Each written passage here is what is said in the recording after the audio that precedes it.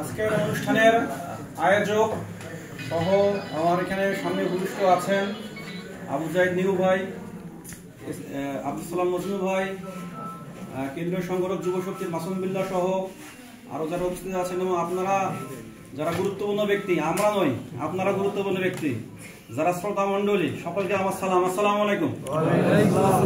অন্য ধর্মের কেউ থাকলে শুভেচ্ছা জানবেন। আমি কাজ করি শ্রমিক নিয়ে, যারা শ্রমজীবী মানুষ তাদেরকে নিয়ে কাজ করি। আমি হচ্ছে শ্রমিক শক্তির কেন্দ্রীয় সংগঠক। তো আমরা যখন ডাক্তারের কাছে যাই, আমরা কি করি?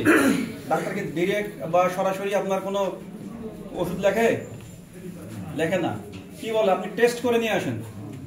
আপনাকে টেস্ট করতে হবে, মানে আমি যদি আমার এই সমাজে যদি উন্নয়ন করতে চাই, সমাজের প্রত্যেকটা জায়গায় আমাকে কি করতে হবে? ডায়াগনোসিস করতে হবে বা টেস্ট করতে হবে আমার সমাজের সমস্যাগুলো কি কি। আমি যদি মেডিকেলে যাই সেবা পাই, থানায় গেলে আইনি সেবা পাই, আমি যে খাদ্যটা খাবো বাজার থেকে কিনে আনবো, ওই খাবারটা কি সঠিক আছে,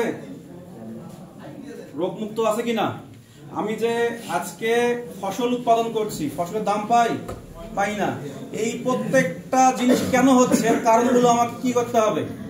খুঁজতে হবে। সোজা কথা, আমরা মানবিক অধিকার বা নাগরিক অধিকার, মৌলিক যে অধিকারগুলো, এই অধিকারগুলো আমাদেরকে প্রতিষ্ঠা করতে হবে। মানুষের অধিকার প্রতিষ্ঠা করতে হবে। আমরা যদি মানুষের অধিকার প্রতিষ্ঠা করতে চাই, তাহলে আমাদেরকে একটা ব্যানারে আসতে হবে। আমরা একটা রাজনৈতিক দল, এনসিপি কি একটা রাজনৈতিক দল।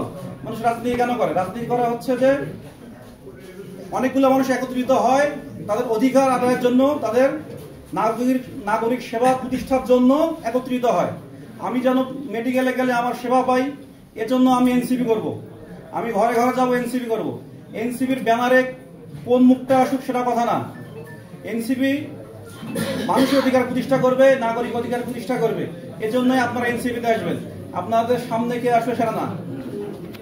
আমি আমার বক্তব্য দীর্ঘায়িত করবো না। আমি শুধু আপনাদেরকে এটা বুঝাতে চাচ্ছি, আপনারা আপনাদের সমস্যাগুলো খুঁজে বের করেন, মানুষকে প্রশ্ন করেন, নিজে আলোচনা করেন, সকলের মাঝে আলোচনাটা ছড়িয়ে দেন যে আমরা আমাদের অধিকার কিভাবে প্রতিষ্ঠা করব, আমাদের সমস্যাগুলো কি কি।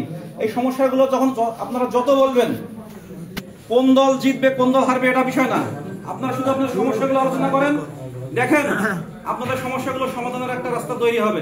সকলকে ধন্যবাদ। আসসালামু আলাইকুম। আচ্ছা, ভাইকে অসংখ্য ধন্যবাদ। একটা কথা বলতে ভুলে গেছি, ভাইও আমাদের হচ্ছে 24 নং 6 পীরগঞ্জে জাতীয় নাগরিক পার্টি এনসিপির একজন মনোনয়ন প্রত্যাশী। আমাদের পীরগঞ্জ থেকে এনসিপি থেকে আমাদের এখন পর্যন্ত 5 জন মনোনয়ন প্রত্যাশী আছেন। আমরা মনে করছি